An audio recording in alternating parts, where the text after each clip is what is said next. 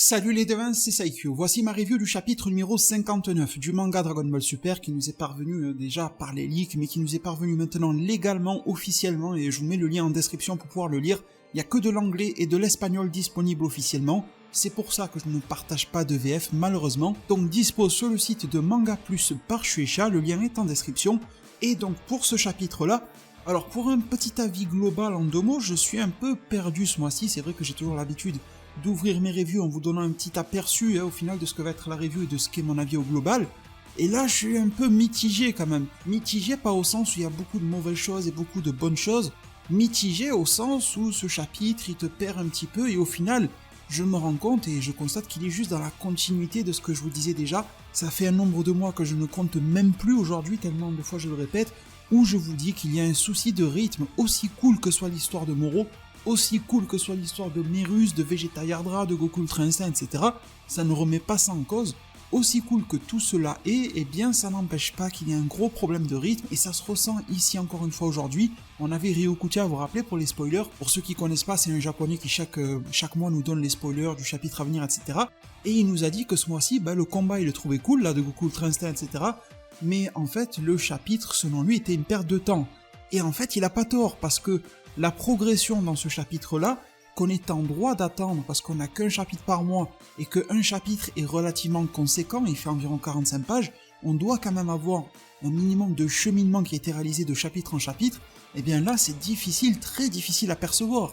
On démarre d'un chapitre où l'on nous promet la confrontation Goku Ultra Instinct face à Moro, pour au final terminer le chapitre, la toute dernière page, on repart à la case départ, sauf que les deux vont y aller encore plus fort que ce qu'ils ne faisaient au début. Donc je vous avoue qu'au niveau de la lecture, c'est assez frustrant. Et de l'autre côté, pourquoi est-ce que je suis mitigé et je suis un peu perdu? Parce que finalement, ce chapitre-là, je l'ai trouvé quand même plus fluide et plus facile, plus plaisant à lire, un peu plus agréable, on va dire, à lire que celui du mois dernier.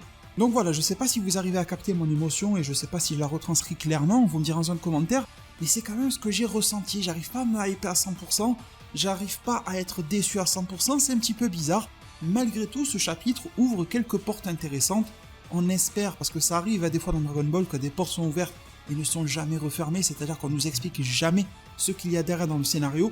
On espère malgré tout que les portes amenées ici vont être refermées tôt ou tard et dans l'arc Moro si possible. Et justement, en parlant de portes, eh bien, il y en a une qui s'ouvre et qui était déjà ouverte depuis quelques chapitres en arrière, je vous en avais parlé. Et en fait, c'est remis sur le goût du jour sans que ça ne progresse. Et je pense que c'est un petit reminder pour nous dire, regardez, il est toujours là. Le fameux cas de 7-3. Alors il est accompagné de Shimorika, j'ai pas l'impression que Shimorika soit si important. C'est vrai qu'on peut toujours imaginer des absorptions, des fusions, des machins. Bon, je pense que Shimorika ne sera pas si important que ça dans l'histoire. Il était surtout important pour porter 7-3 jusqu'au vaisseau. On va pas trop en parler, mais c'est vrai qu'en tout cas, la phrase qu'il dit quand il dit « ce Saiyan est arrivé », ça nous fait comprendre que Moro a clairement un plan autour de lui. 7-3 réagit et dit quoi? En voulant dire comment ça, il est déjà là? Donc oui, bel et bien, il y a quelque chose qui se trame autour de Son Goku, autour de Moro, ça c'était logique, et autour de 7-3. Le fait que 7-3, qui est un être artificiel comme ça, qui est plutôt froid habituellement, réagisse et fasse preuve d'émotion par rapport à l'arrivée de Goku, pour moi, ce n'est pas anodin du tout. Et donc la boucle commence à se boucler, c'est vrai que je vous ai proposé une vidéo, je le rappelle une énième fois, sur 7-3, qui pourrait tout d'abord être soigné au vaisseau, qui ensuite va en ressortir et pourrait, pourquoi pas, s'accaparer les pouvoirs à la fois de Moro, de Goku Ultra Instinct et de Vegeta. Si tout cela vous semble un petit peu grossier, je vous mets le lien en description, vous verrez tout le cheminement que j'apporte et la manière dont je rends ça cohérent. Mais bon, c'est vrai que ça peut, d'une manière ou d'une autre, prendre une forme. Il y en a quelques-uns parmi vous en commentaire et sur Twitter aussi qui m'ont dit, écoute, 7-3 va juste être remis sur pied, il va vouloir absorber, enfin copier les pouvoirs de Vegeta quand il va revenir, et 7-3 va juste se faire laminer par Vegeta et ne pourra pas copier les pouvoirs de Vegeta qui va contrôler son ki, et 7-3 servira uniquement de faire valoir et on n'en parlera plus jamais. Voilà, c'est tout à fait possible, et j'ai envie de vous dire que vu que cet arc Moro, cette fin d'arc Moro, on est dans le début de la fin, comme je disais il y a 1 ou 2 mois en arrière, eh bien, ne complexifie pas trop les choses. Donc c'est vrai que ma théorie, ma prédiction, les complexifiait pas mal, c'est vrai que l'idée de 7-3 faire valoir de Vegeta, ça tiendrait la route. Ensuite, et d'ailleurs les devins, en ce début de vidéo, je me permets de vous demander un maximum de pouces bleus. Si le contenu vous plaît, si vous êtes habitué de la chaîne, vous savez si ça vous plaît ou pas. Donc n'hésitez pas à laisser un pouce bleu pour la force et pour le soutien. Si vous êtes nouveau, libre à vous d'attendre la fin de la vidéo pour voir si elle vous plaît, etc.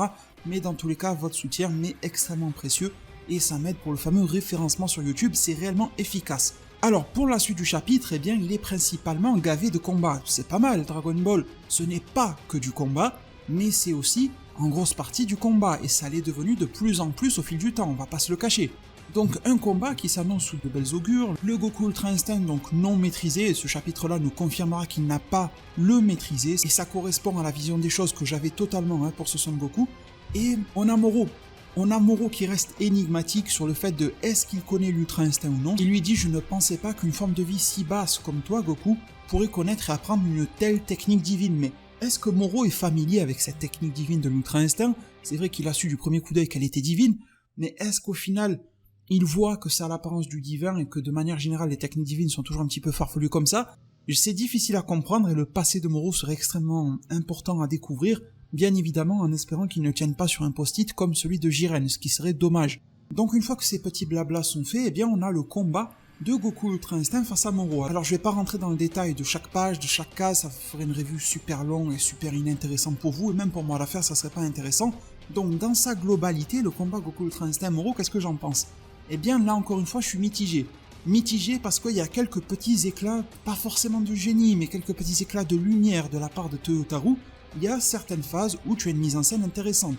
Les attaques avec les coups de poing qui créent une pression de l'air, c'est quelque chose que Toyotarou n'a pas forcément inventé, qu'il a peut-être repris aussi de l'anime de la confrontation entre Goku et Jiren. C'est vrai que Goku Ultra Instinct, entre gros guillemets défensif, n'arrivait pas à attaquer réellement Jiren, et puis tout d'un coup il a commencé à trouver la clé, et il a commencé à bombarder de points invisibles. Jiren était dans le ciel et a rétorqué plutôt de la même manière, et petit à petit l'Ultra Instinct maîtrisé a commencé à se révéler en Goku, et ça a donné la suite du combat contre Jiren. Donc c'est un peu une technique reprise, je trouve. C'est vrai qu'il y avait déjà la manipulation de l'air face à Shishi au tournoi des arts martiaux il y a bien longtemps. Là on est quand même sur quelque chose de largement surdéveloppé, suroptimisé, tout ce qu'on veut. On n'est quand même pas dans le même délire. On est dans le même délire sans vraiment y être. Le plus comparable, c'est le tournoi du pouvoir dans l'anime. Les vieilles références, elles ressemblent, mais elles ne matchent pas totalement. Donc il y a des choses intéressantes comme ça, il y en a d'autres qui le sont encore plus.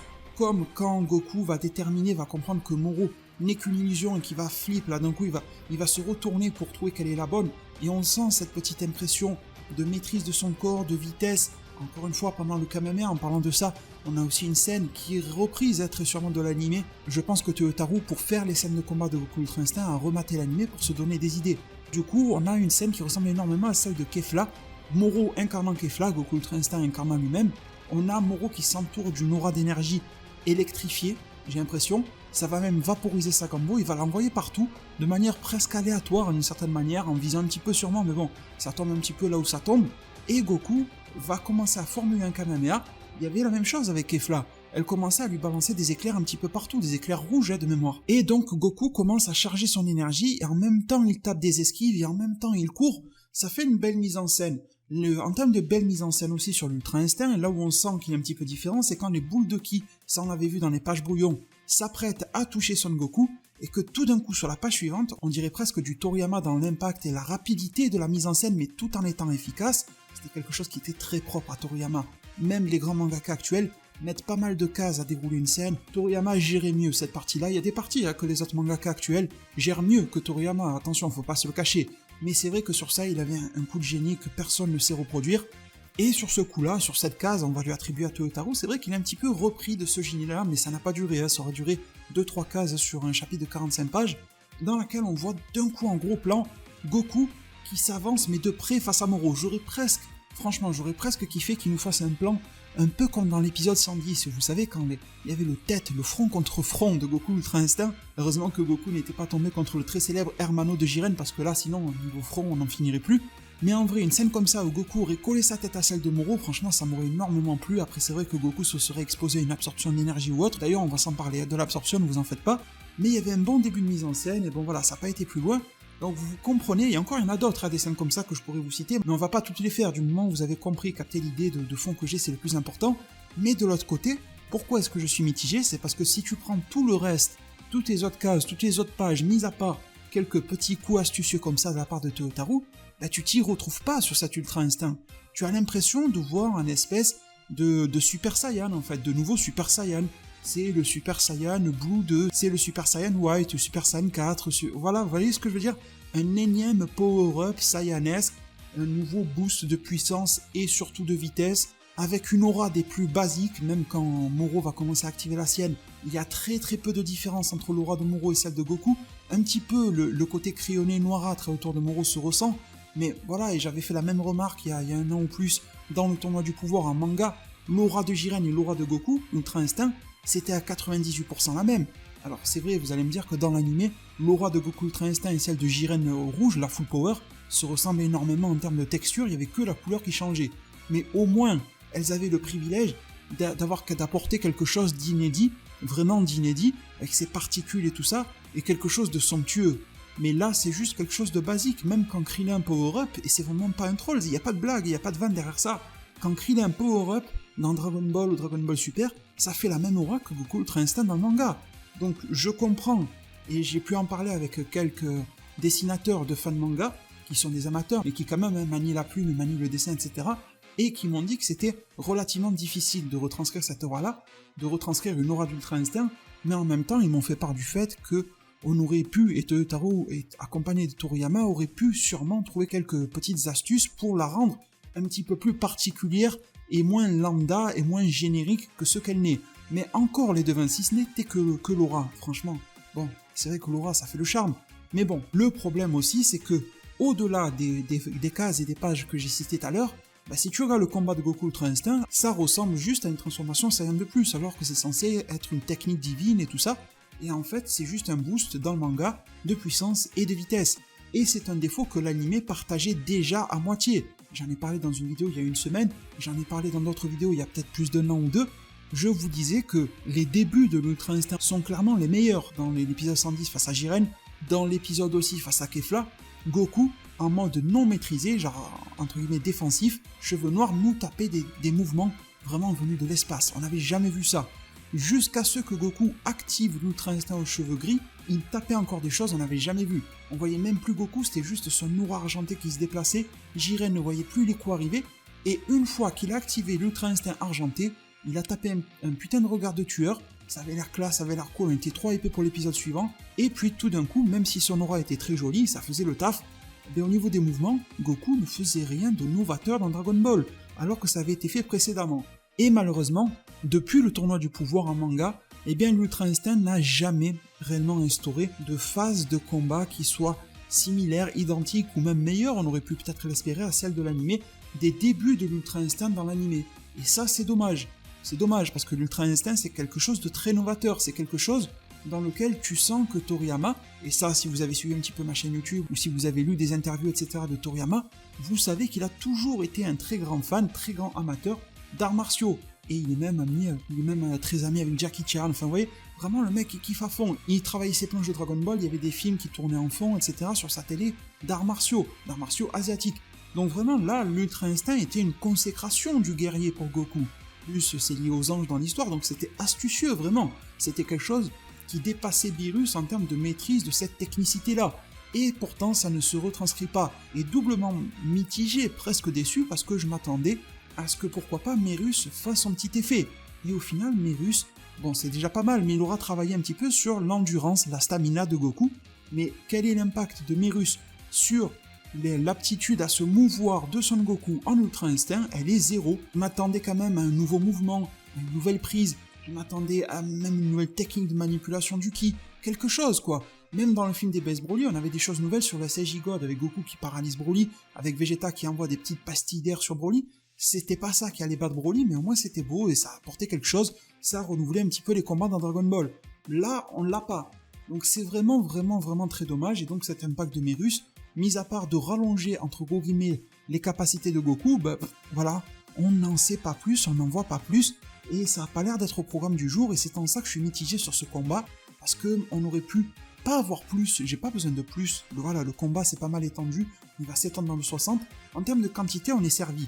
Mais c'est en termes de qualité, au-delà de qualité, en termes d'astuce dans la présentation du combat, d'ingéniosité, et ça n'a pas été le cas, et c'est pour ça que je suis très mitigé. J'ai des émotions qui se mélangent par rapport à la lecture de ce chapitre numéro 59.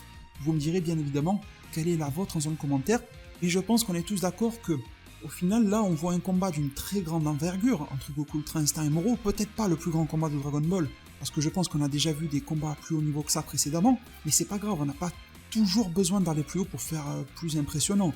Mais en même temps, justement en parlant d'impressionnant, je pense que visuellement, on n'a pas réellement l'impression que quelque chose de grandiose se joue ici, et on n'a pas l'impression surtout que Goku se démène, et ce Goku qui nous disait en chapitre 58 qu'il y a un avant et un après. Il y a le Goku d'avant, il y a le Goku d'après.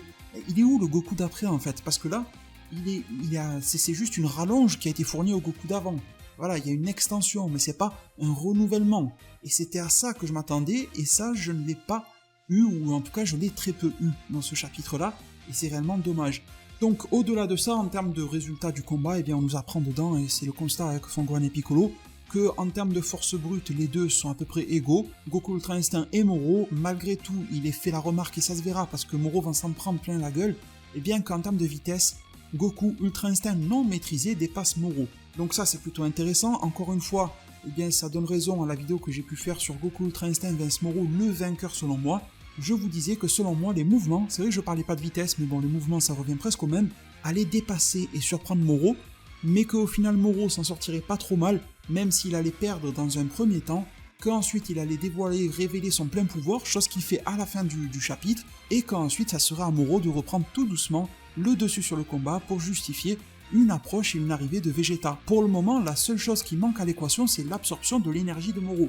Justement, tiens, parlons-en de ça.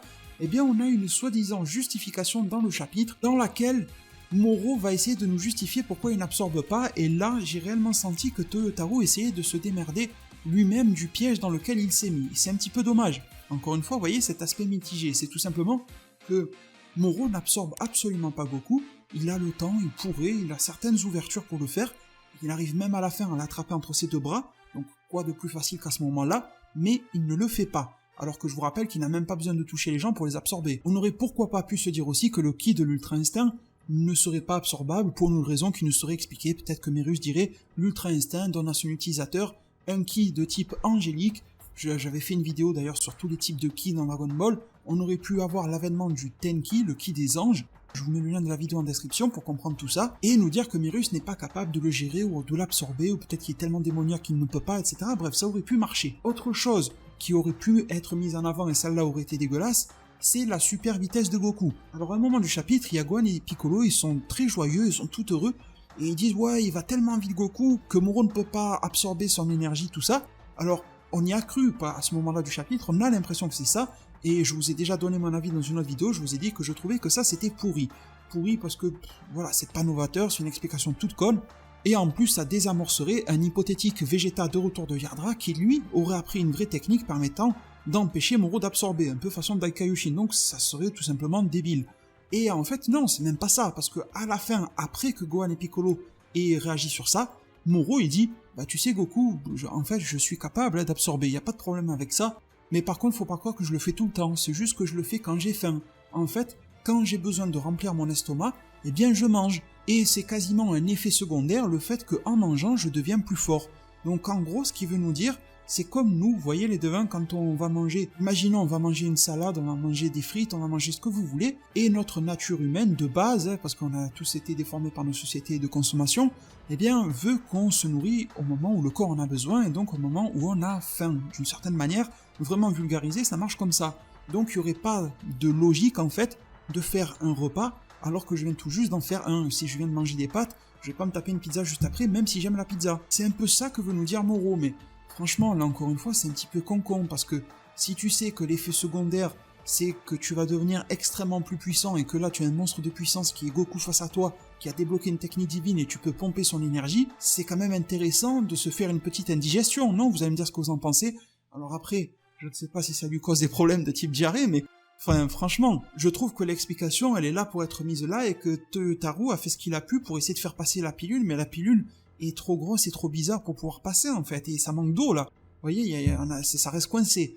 Donc, problème par rapport à ça, oui, il peut le faire, mais il ne se sent pas réellement de le faire. Il a dit qu'il attendra quand Goku sera hors d'état de bouger, hors d'état de nuire, d'une certaine manière, et que là, il pourra le manger tranquillement. Il nous fait comprendre que là, bon, c'est vrai, ça c'est pas faux, il vient de passer 2 mois à absorber des planètes, et que là, il n'a pas de réel besoin de manger.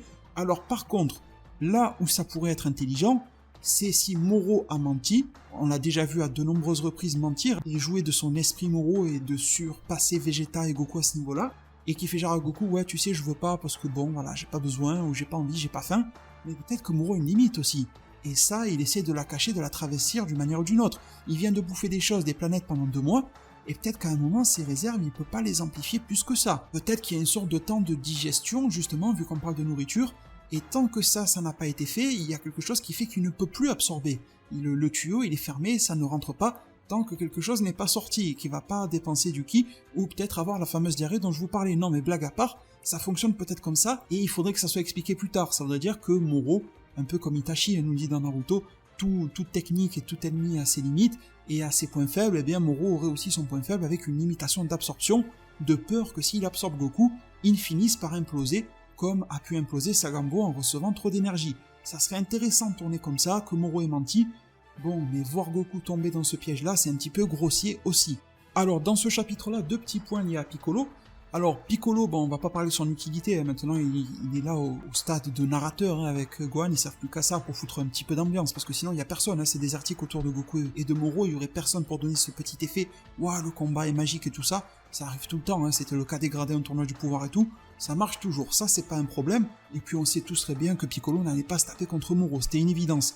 Mais il y a 2 phrases autour de Piccolo qui font polémique. Alors la première, je suis d'accord avec la polémique, et j'en avais parlé avant même qu'elle n'existe grâce au spoiler, et la deuxième, je suis pas d'accord du tout. Alors la première avec laquelle je suis d'accord, c'est quand Piccolo parle de sauvetage de la Terre et de l'univers, enfin d'enjeux qui touchent la Terre et l'univers. Bon, pourquoi nous sortir une phrase comme ça? C'est un petit peu bizarre, parce que il me dit, ouais, c'est cette bataille-là, c'est le sort de la Terre qui va être déterminé. Non, que dis-je, c'est le sort de l'univers. J'aimerais bien croire Piccolo, mais le problème, c'est que depuis le tout début de cet arc, Moro lui-même n'arrête pas de se limiter à la galaxie. Il a jamais dit qu'il veut conquérir l'univers, donc ça, c'est un petit peu con quand même. Il a même dit, mon objectif principal, alors peut-être qu'il mentait aussi, mais il a dit, mon objectif, c'est de m'installer dans cette galaxie, donc galaxie nord de l'univers 7, vous voyez, il reste encore 3 galaxies quand même, et de me faire un repère à planète que je peux bouffer et me remplir le ventre à volonté. Bon, en gros, voilà, c'est un bouc avec l'estomac de The Carry 78, vous voyez, il veut juste bouffer. Il veut juste bouffer, et il veut juste bouffer dans la galaxie, il veut pas aller plus loin, voilà, il est un petit peu flemmard aussi, hein, sur les bords. Donc quand le fait que la menace touche l'univers n'a jamais été amorcé depuis le chapitre 42 et on en est au 59, comment nous faire croire au 59e que la menace touche l'univers? Par extension, oui, au bout d'un moment, il n'y aura plus rien à bouffer dans la galaxie du Nord, mais bon. Donc voilà, ça manque de concrétisation. Après, Piccolo est intelligent et sait qu'un personnage comme ça va forcément menacer l'univers, et là, il aurait raison. Deuxième chose, c'est parce qu'il y a eu une petite polémique de Piccolo qui parlerait de l'Ultra Instinct, soi-disant dans les termes en japonais, comme une transformation et non comme une technique. Alors, ça fait des mois et des années que dans l'anime et le manga, on en parle toujours comme une technique. Dans le chapitre précédent et le chapitre 59, Moro lui-même dit que c'est une technique des dieux, une technique divine, donc c'est bel et bien une technique, mais il y a aussi quelque chose que je répète depuis que l'Ultra Instinct existe dans l'anime, je sais même plus à quand ça remonte, mais ça remonte à peut-être 2 ans ou un truc comme ça, ben oui, c'est une transformation au niveau de l'apparence physique de Son Goku, et peut-être on peut émettre l'hypothèse que quand un Saiyan reçoit l'Ultra Instinct, chose qui n'est pas naturelle en soi vu que c'est un truc des anges et tout ça, eh bien peut-être que lui ça le transforme. Il va falloir nous expliquer, hein, un jour ou l'autre, est-ce que c'est lié à Yamoshi, est-ce que... Bon, allez savoir, ça je sais pas. Est-ce que c'est parce que Goku a déjà développé du ki divin auparavant qu'il y a une aura, il y a une couleur sur lui qui s'active qui est particulière? Parce que c'est vrai que sur Beerus, il n'y a rien de spécial qui se passe, sur Whis, il n'y a pas d'aura particulière, sur Merus non plus, sur le Daishinkan, quand il est venu bloquer les coups de Beerus et de Kitera non plus. Bon, on n'a pas eu des millions d'exemples d'Ultra Instinct, parce que je vous rappelle que Kame Sennin n'est pas un Ultra Instinct, hein, c'est quelque chose, une petite base, un petit prémisse du prémisse, quoi, c'est tout, c'est une préquelle à la préquelle. Mais donc on n'a pas énormément de bases pour se référer, mais c'est vrai que les autres qui ont pu l'utiliser, eh bien, n'ont pas d'aura particulière. Donc faudra l'expliquer un jour ou un autre, ça peut même être un élément de scénario, ça, voilà, ça peut créer des effets négatifs sur Goku, parce que son corps n'est pas fait pour, ça pourrait être le thème d'un arc dans lequel Goku est mis hors de service parce que son Ultra Instinct le dévore, il va falloir faire quelque chose, bon je vais un petit peu loin, mais ça peut être intéressant. Mais donc oui, voilà, ça reste une technique, il faut un apprentissage, etc. Donc voilà, ça reste le fonctionnement d'une technique, mais physiquement, tes pupilles, tes cheveux, ton aura changent. Donc ça reste une transformation physique pour Goku, et c'est vrai que la manière de l'activer nous fait beaucoup penser à une transformation, donc on est un petit peu à mi-chemin entre les deux, et je pense qu'il faut pas commencer à déchirer les communautés juste pour ça. Serrez-vous la main, tout ira bien. Bref, autre chose dans ce chapitre-là, on a eu une petite apparition de Vegeta. Bon, elle était cool, mais elle était très courte, et elle servait plus à nous montrer qu'il n'est pas encore de retour pour tout de suite, ça sera peut-être à la fin du 60 c'est vrai que j'envisageais beaucoup un Vegeta qui arrive dans le chapitre 60, je vous l'avais déjà dit, c'était pas impossible du tout qu'il arrive dans le 59, mais je l'imaginais plus en 60. Vu la manière dont ils en parlent, là, j'ai même l'impression que ça peut traîner jusqu'au 61. Et si ça traîne jusqu'au 61, ça donnerait clairement raison à ce que je vous disais concernant les problèmes de rythme, ça serait vraiment abusé, mais même le faire arriver en fin de 60, ça serait un peu tardif, mais bon. Donc voilà, il s'entraîne toujours, il a été ressenti, ça nous prouve à quel point Vegeta a pu évoluer déjà, parce que, et ça j'en parlais dans le live avec Marco Gamer, je sais pas si vous vous rappelez, je vous disais ça serait cool qu'on voit Vegeta qui réagisse au combat Goku Ultra Instinct face à Moro. Il y a Piccolo et Gohan, ils sont face à eux, ils n'arrivent pas à sentir le ki, mais l'autre, il est perdu sur Erdra et il arrive à le sentir. Ben justement, on a eu pile cette scène-là, et ça donne son petit effet, on sent que Vegeta a atteint un niveau de contrôle qu'il n'a jamais eu auparavant, et on voit que les deux seuls à ressentir ça, ce sont Pibara et Vegeta. L'autre petit Erdra qui se clone, lui, il a rien capté du tout, il est toujours aussi con qu'avant, et il a toujours les yeux écarquillés, donc lui il a rien compris. Donc Vegeta a clairement power-up, et power-up au sens aussi psychologique, maîtrise de son esprit et de son ki. Parmi les dernières petites choses à propos desquelles je veux vous parler, les devins, dans cette review, il y a aussi le cas de Gohan, et ça il y avait un d'entre vous qui a eu l'occasion de m'en parler lors du live où je vous avais présenté le chapitre 59 en avance, je m'étais débrouillé pour l'avoir. D'ailleurs merci pour votre présence et pour votre soutien durant ce live là, ça m'a vraiment beaucoup touché, merci beaucoup. Et du coup ce qui se passe c'est que Gohan il va faire la bourde du siècle, on est d'accord. Il y a Goku qui dit à Gohan et Piccolo, les gars, reculez, c'est trop dangereux, ça c'est cool. Et Gohan lui dit, tu sais papa, t'inquiète pas, si la Terre elle prend cher, elle se fait détruire, tu la pètes, Moro la pète à moitié et tout ça, on a rassemblé les Dragon Ball, en plus elles sont chez Dende, elles sont toutes prêtes, on va faire le vœu. Vous allez pas me dire que Moro n'a pas entendu ça. Gohan n'a pas chuchoté dans l'oreille de Goku, il a dit quand même assez fort, d'une voix haute et intelligible, comme quand la prof de français t'interroge, elle te parle d'une voix haute et intelligible, il a fait la même. On aurait dit qu'il récitait une poésie. Donc là encore une fois, vu que Moro a vu l'effet positif, et il l'a très bien vu, il a bien senti l'effet positif de Purunga sur Namek, il pourrait avoir envie d'y goûter une nouvelle fois et de se sauver grâce à ça, et de choper les Dragon Ball de Dende. Et en plus, elles sont toutes rassemblées chez Dende, donc c'est très facile pour Moro de les avoir. Une petite captation du ki, il va voir que les boules de cristal sont toutes réunies au même endroit, il a juste à formuler le vœu, il n'y a même pas besoin de parler Namek, vous vous rendez compte du truc? D'ailleurs ça pourrait être drôle vu que Moro ne les connaît pas forcément, qu'il commence à croire qu'il faut parler Namek et qu'il ne formule pas son vœu alors qu'il aurait pu le faire, parce que croyant qu'il faut parler Namek, ça pourrait être même un petit côté humoristique à la Toriyama. Mais bon voilà, Gohan vient de lâcher une absurdité incroyable, il aurait pu faire un petit message codé en disant « T'inquiète pas papa, tu sais ce qu'on a, tu sais de quoi on est capable, ne t'en fais pas pour la Terre », je pense que ce mot-là, cette phrase-là aurait suffi. Bref, pour la suite des événements, on va aller à 2 reprises dans ce chapitre-là chez Beerus. Je me permets de vous rappeler qu'on était déjà allé chez Beerus dans l'arc Moro. Vous êtes nombreux à me dire quasiment chaque jour, mais où est Beerus dans l'arc? On l'a déjà vu. Il nous avait déjà dit qu'il ne se bougerait pas les fesses, parce qu'à l'époque il y avait le combat sur la nouvelle Namek. Beerus avait dit qu'il n'y avait strictement aucune bouffe ni aucune boisson sur Namek, donc il n'irait pas les sauver. Osef. Et là c'est presque la même chose, en fait Beerus il est en train de pêcher. Clairement, il y a Whis et Merus, je pense qu'il est au courant, qui sont en train de regarder le combat de Goku Ultra Instinct face à Moro. Donc Beerus entend tout ça, mais il s'en tape complet. Il se tourne, il demande à Merus s'il a appris à cuisiner de la bonne bouffe sur Terre ou dans l'univers 7 en patrouille galactique. Merus dit que non, et ça déçoit énormément Beerus. Il lui dit bon, c'est une perte de temps, je retourne à la pêche quoi. Donc là, 2 options, soit Beerus il est désamorcé et on va continuer de le désamorcer comme ça, ou alors, et ça sera franchement la dernière hypothèse que l'on a en tête, c'est tout simplement que Moro va prendre de plus en plus d'ampleur dans le combat sur Terre, va de plus en plus prendre les devants, peut-être même qu'il va arriver à battre Goku et Vegeta combinés, ce qui serait assez ouf, mais avec l'absorption, s'il se met à avoir faim, etc. Et justement, en parlant de faim, cette faim dévorante pourrait faire que Moro absorbe l'énergie de la Terre, ou qu'il se mette à détruire la Terre, parce qu'il est aussi capable d'utiliser l'énergie de la Terre, la manipuler, et de fracasser la Terre. Il est aussi capable d'absorber l'énergie de tous les terriens, y compris Bulma, y compris tous les cuisiniers, y compris tous les agriculteurs. Donc vous voyez où je veux en venir, la bouffe pour Beerus va disparaître, donc ça serait réellement humoristique, ça serait un petit peu façon Saitama qui d'un coup se rend compte que c'est le jour des soldes, il doit y aller, il one-shot le monstre en face. Mais Beerus, j'ai envie de vous dire que la seule manière dont il pourrait intervenir, c'est en se disant que sa nourriture est foutue, et qu'il doit aller fracasser la tête de Moro, parce qu'au final il n'y a que sur la Terre sur laquelle il arrive à bien se nourrir. Et il arrivait même à se vanter auprès de Champa que la nourriture chez lui est extrêmement bonne. Et je pense pas que Beerus soit prêt à perdre cette planète-là.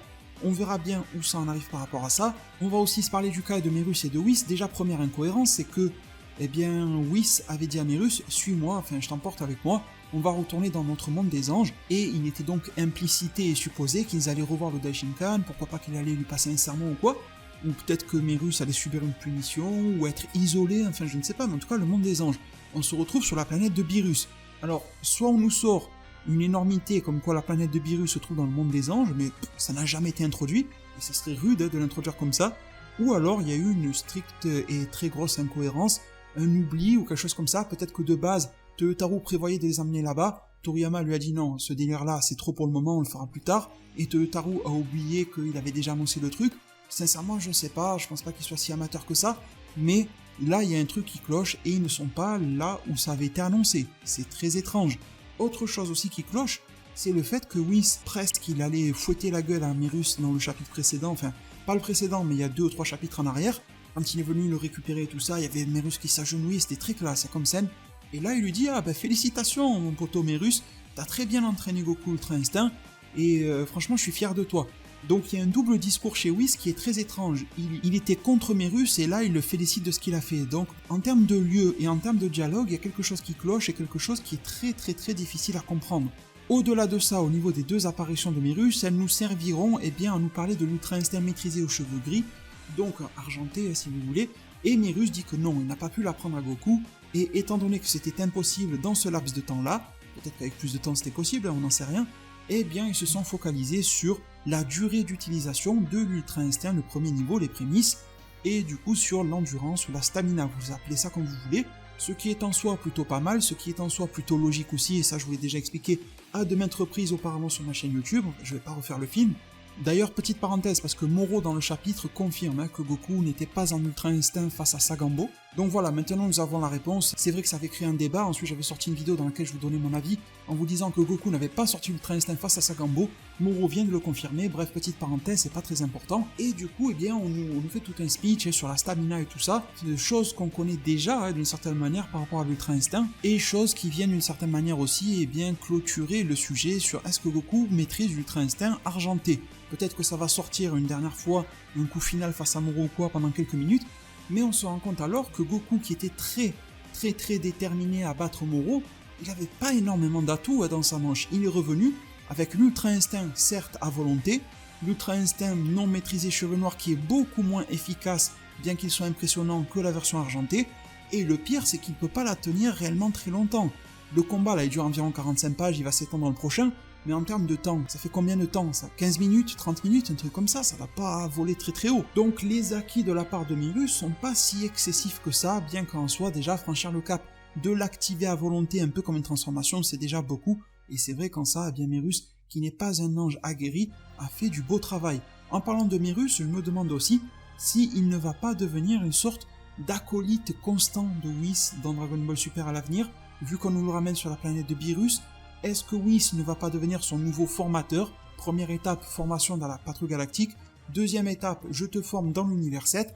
Et troisième étape, à un moment ou un autre, limite Whis il va nous prendre sa retraite ou un délire comme ça. Ça serait pas étonnant du tout. Je vous avais aussi parlé d'une autre théorie comme quoi il y aurait des anges en formation comme Merus. Merus ne serait pas le seul, étant donné que d'autres univers vont être créés ou que les anciens 6 univers détruits sont prévus pour être reconstruits et pour être bien meilleurs et plus performants qu'avant.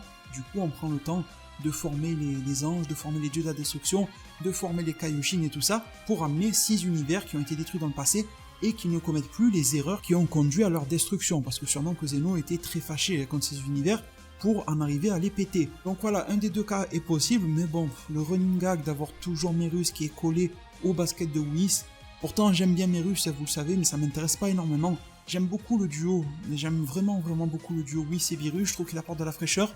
Le faire un trio, ça déséquilibrerait parce qu'il y aurait 2 anges, un Kaishin et tout ça. Bref, je trouve ça un petit peu bizarre. Mais après, si Merus nous permet d'avoir un entraînement de Beerus, ça pourrait être intéressant aussi. C'est vrai que Merus doit avoir un meilleur niveau que Beerus d'une certaine manière. Et il pourrait alors le rehausser un petit peu. Beerus qui va être un petit peu piqué, se dire quoi, Goku l'a fait, moi aussi je vais le faire. Viens là Merus, tu vas me montrer. Ça peut être intéressant, je vous avais parlé aussi dans une autre vidéo de Merus qui pourrait aller fracasser la gueule de Moro en fin d'arc et le Daishinkan se fâcherait et détruirait définitivement Merus. C'est une idée intéressante qui n'est pas étouffée, mais presque, parce que de base, Merus devait aller dans le monde des anges, et ce n'est pas le cas, il se retrouve chez Beerus. dans le monde des anges, une fois que Merus a été laissé seul vaquer à ses occupations, il aurait pu retourner dans le monde des mortels et désobéir. Mais là, il fait face à Whis, il fait face à Beerus, théoriquement Merus ne sait pas se téléporter, je vois pas comment il pourrait échapper au contrôle de Whis dans ces conditions-là, sauf s'ils ont juste fait un petit arrêt comme quand t'es sur l'autoroute pour aller en Espagne, tu t'arrêtes sur l'aire d'autoroute, manger 2-3 sandwichs, mais franchement, pour aller vers le monde des anges quoi, mais sinon je vois pas comment ça pourrait fonctionner. Donc j'ai un peu abandonné cette idée-là et c'est un petit peu dommage. Ça aurait pu être un personnage one-shot ce Merus, et ça aurait pu éviter d'avoir toujours Merus dans l'histoire qui aurait été un potentiel nouvel entraîneur pour Goku. Bon, allez savoir. Et du coup, on en arrive à la fin du chapitre, il y a une chose double, donc je vous ai dit, rebelote, on en arrive à ce qui s'est passé au début. Deuxième chose, Goku, qui a perdu l'Ultra Instinct parce qu'il s'est fait trop fait péter la gueule, et sa stamina ne tient pas, il est quand même content d'avoir autant de résistance de la part de Moro, et bon, ça reste du Goku craché qui adore le combat, et les combattants qui lui donnent du fil à retordre, tout ça. Goku, qui dit qu'il a encore de l'énergie à revendre, qui n'est pas encore totalement d'énergie, il lui remet l'Ultra Instinct, Goku même promet d'aller encore plus fort que ce qu'il n'a été déjà, donc est-ce qu'il nous cache une technique? Il me dit même, Merus, désolé, je ne suis pas fait pour économiser ma stamina. Est-ce qu'il va tenter un mix d'Ultra Instinct de SSJ? Est-ce qu'il va tenter un mix SSJ Blue Ultra Instinct Kaioken? Moi, j'aurais misé peut-être sur quelque chose d'un petit peu plus simpliste, mais pourquoi pas mal aussi. De concentration ultime en un seul point, par exemple de son énergie d'Ultra Instinct. Tout est rassemblé au même endroit, ça viderait totalement son énergie, et ça serait le coup à ne pas rater. Forcément, ça raterait, comme ça après tu mets en scène Vegeta, etc., et la stamina de Goku serait totalement vidée. L'autre chose, et celle-ci en fait est plus intéressante, c'est bizarre de dire ça, est plus intéressante et ça sera la conclusion de ma vidéo, c'est Moro qui power up. Et Moro qui power up, alors en soi c'était logique, hein, il a bouffé des planètes pendant 2 mois et tout ça, mais il se permet de dire quand même quelque chose de très intriguant. Moro dit, et je cite, « J'ai consommé d'innombrables planètes depuis notre précédente rencontre », donc c'est plus ou moins 2 mois, hein, quand même 2 mois ça laisse du temps. Et il dit que chacune d'entre elles, de ces planètes-là, l'ont rempli avec suffisamment de pouvoir pour dépasser les dieux réels. Donc là, Moro eh bien, nous fait une promesse, et je ne sais pas si c'est du vent, la promesse qu'il a obtenu un pouvoir par la force des choses, un pouvoir qui dépasse les dieux. Ça me rappelle un petit peu l'évolution du combat de Goku face à Cell, sauf que Goku et Cell de base savaient qu'ils avaient beaucoup plus sous le pied, et c'était plus pour rigoler, le tout début du combat. Mais là, Goku, il pensait peut-être que Moro était plus ou moins à fond, quoique, en chapitre 58, Goku disait à Krillin que Moro cachait quelque chose, il ne savait pas ce que c'était peut-être ça, hein. Peut-être que c'est le pouvoir qui dépasse les dieux, et là Moro se met à l'activer. Alors pour le moment, il n'a pas fait grand chose de plus qu'auparavant, sauf qu'il a fait plus fort et plus vite, il a un énormissime power-up capable même de devancer les mouvements de Goku Ultra Instinct et sa rapidité. Allez savoir ce que cache ce pouvoir en plus, donc là il y a clairement 2 options, et ce sera la conclusion, la finalité de cette vidéo qui sera bien longue, et je vous remercie à vous tous d'avoir tenu du début à la fin, et j'espère même que ça peut vous aider à passer un petit peu le confinement ensemble. Eh bien, la première option, c'est que Moro dit vrai. Il a un pouvoir qui dépasse la plupart des dieux réels.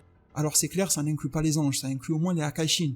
Et en ce sens-là, on aurait un être qui serait peut-être, pourquoi pas, plus balèze que Broly, peut-être plus balèze que Jiren, peut-être plus balèze que Goku Ultra Instinct argenté lui-même, peut-être plus balèze que Gogeta Blue, voilà, je donne des exemples comme ça, et donc potentiellement aussi plus balèze que Beerus et compagnie. Et donc ce pouvoir prendrait potentiellement 2 formes, la première c'est celle qui vient déjà de nous montrer, un power-up de puissance et de vitesse, mais il n'en a pas montré assez pour pouvoir le constater, ou alors la mise en scène ne le montrait pas, et ça serait un échec de Toyotaru. Et le deuxième angle de vue de cette première option, dans laquelle Moro dit la vérité, c'est l'angle de vue de Goku en chapitre 58, qui disait qu'il y a quelque chose de très sombre en Moro qui n'arrive pas à gérer, qui n'arrive pas à cerner, et ce truc-là peut être révélateur d'un énormissime et cruel pouvoir, etc.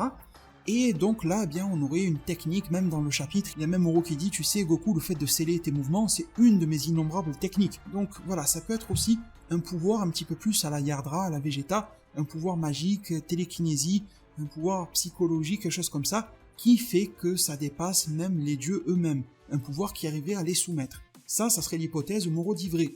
Mais il y a aussi l'option où Moro se surestime énormément. Et ça, on l'a vu des tas et des tas de fois dans Dragon Ball.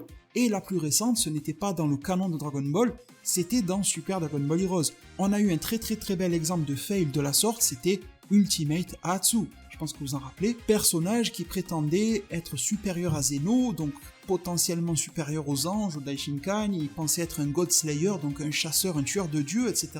Voilà, beaucoup de pipeaux, beaucoup de blabla.